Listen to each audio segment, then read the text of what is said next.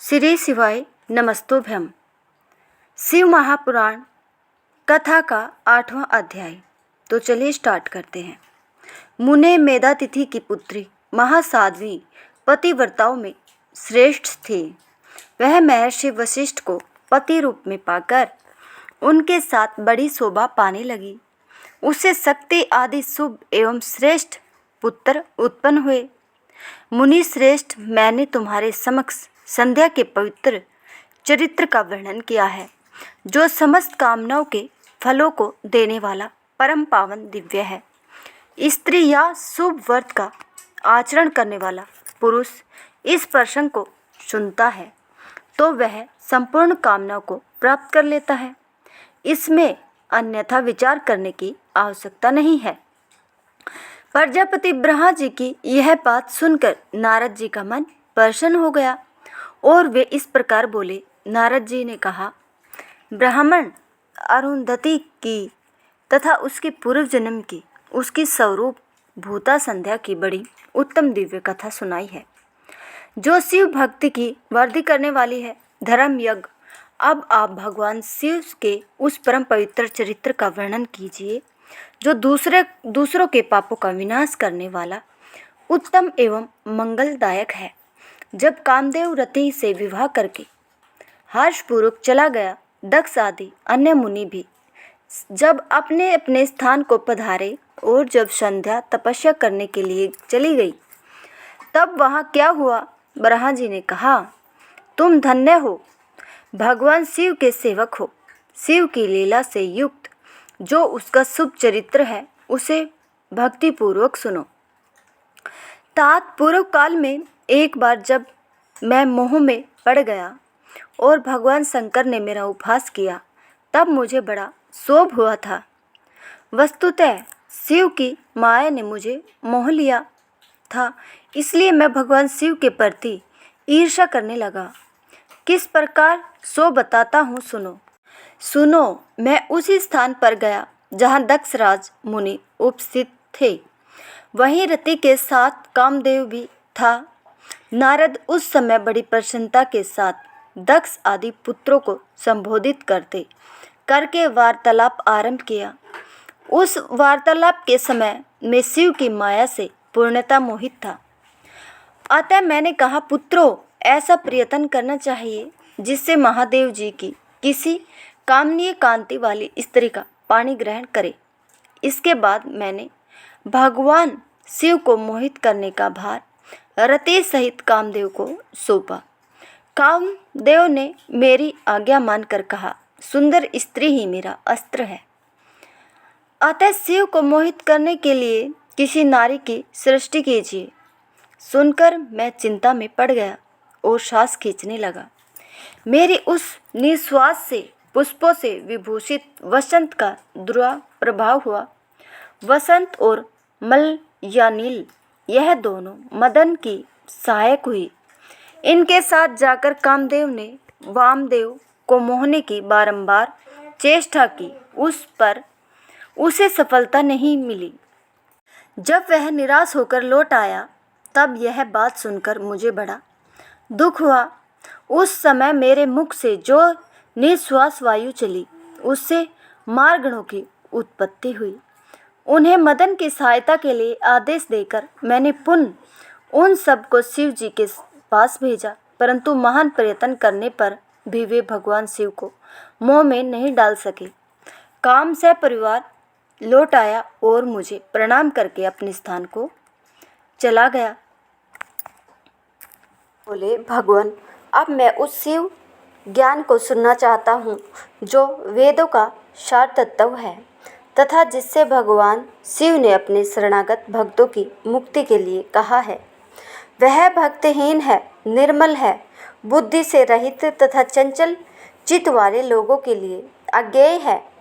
वह शिव के सर्गादि पंचकर्तव्य रूप 5 प्रयोजनों से युक्त अति गंभीर तथा बुद्धिमानों के द्वारा समादर्शित है।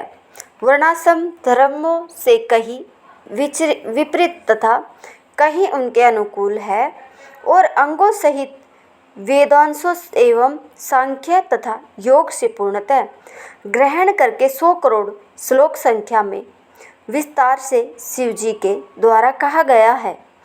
उसमें प्रभु शिव की पूजा किस प्रकार बताई गई है वह सुने। पूजा आदि में किसका अधिकार है तथा ज्ञान योग आदि कैसे सिद्ध होते हैं। उत्तम व्रत का पालन करने वाले मुनीश्वर ये सब बातें विस्तार पूर्वक बताई। उपमन्यु ने कहा, भगवान शिव ने जिस वेदोक्त ज्ञान को संक्षिप्त करके कहा है वही शिव ज्ञान है।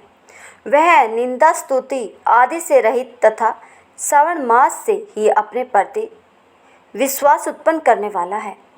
यह दिव्य ज्ञान गुरु की कृपा से प्राप्त होता है और अन्याय की मोक्ष देने वाला है।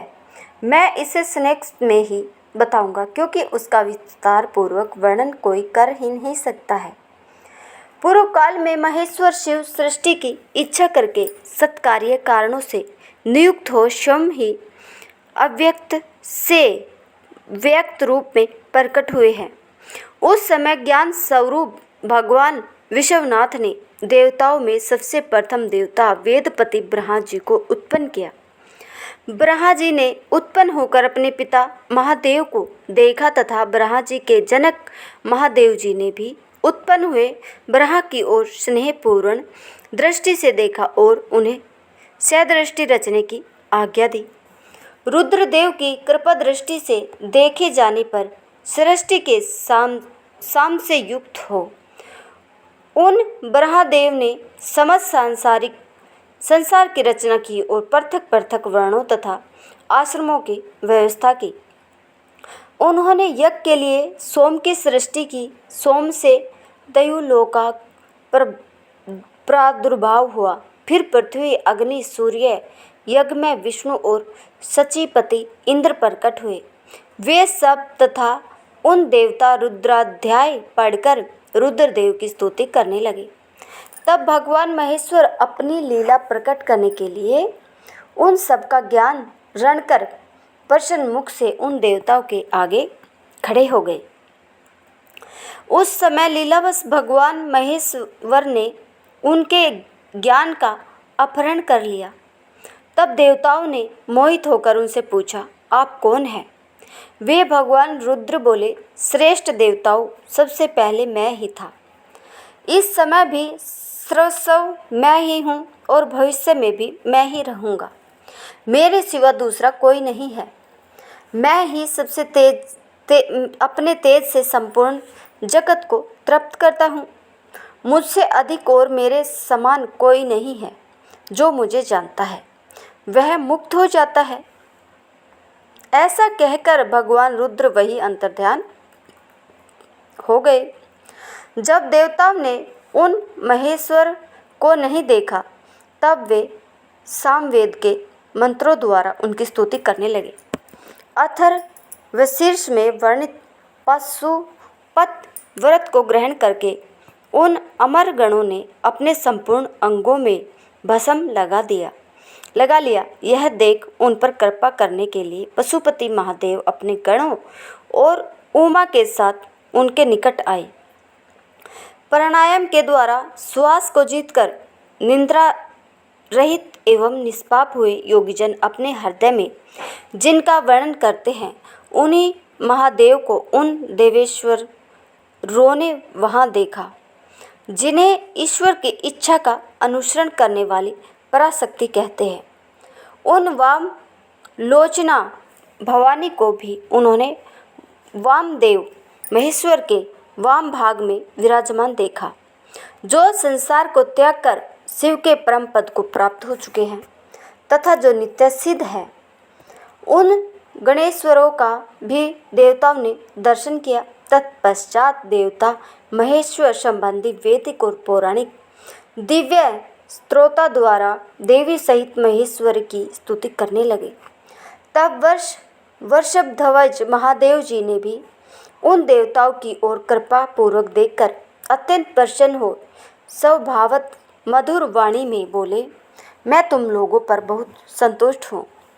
उन प्रार्थनीय एवं पूज्यतम भगवान वृषभ ध्वजों को अत्यंत प्रशंसित जान देवताओं ने प्रणाम करके आदरपूर्वक उनसे अति महत्वपूर्ण विषय पूछा।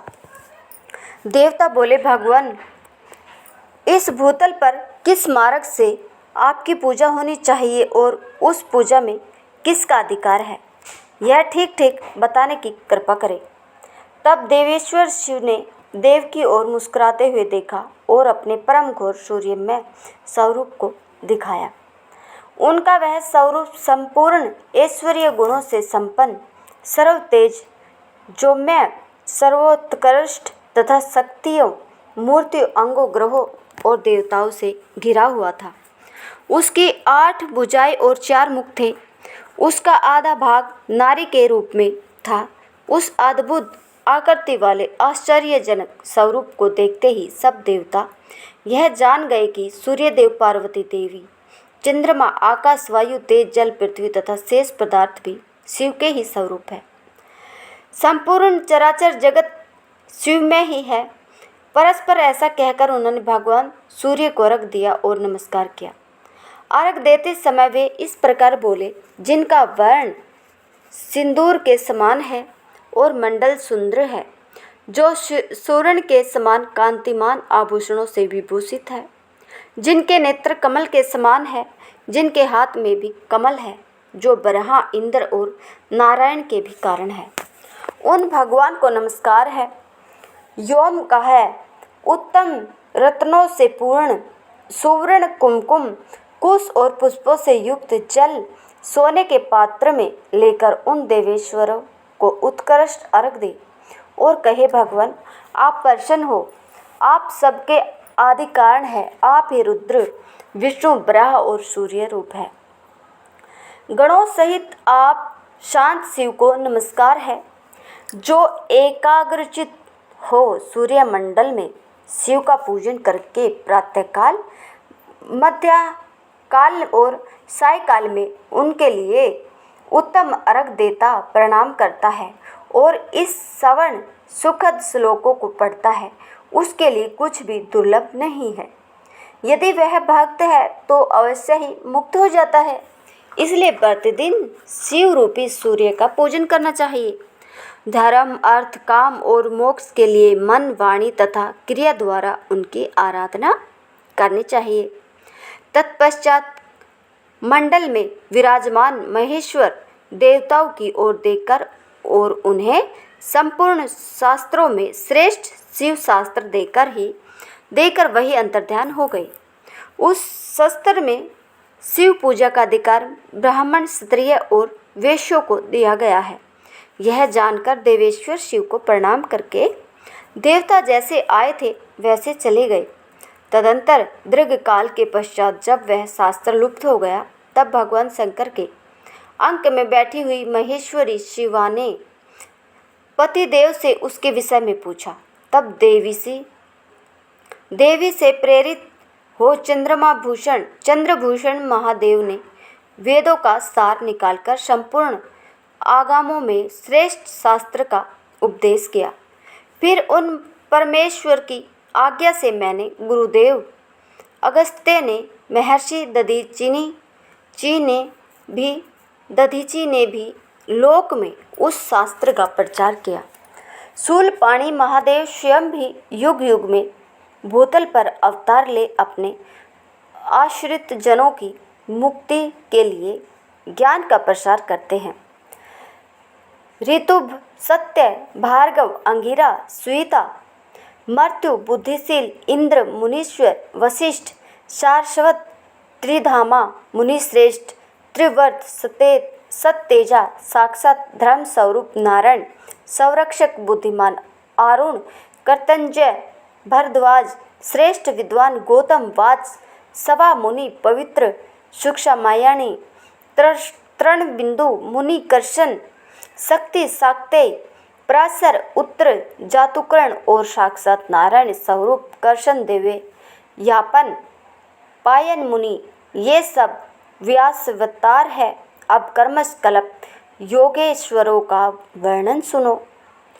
लिंग पुराण में द्वापर के अंत में होने वाले उत्तम व्रतधारी व्यासावतार तथा योगा आचार्य वात्रों का वर्णन है। भगवान शिव के विषयों में भी जो प्रसिद्ध है उनका वर्णन है।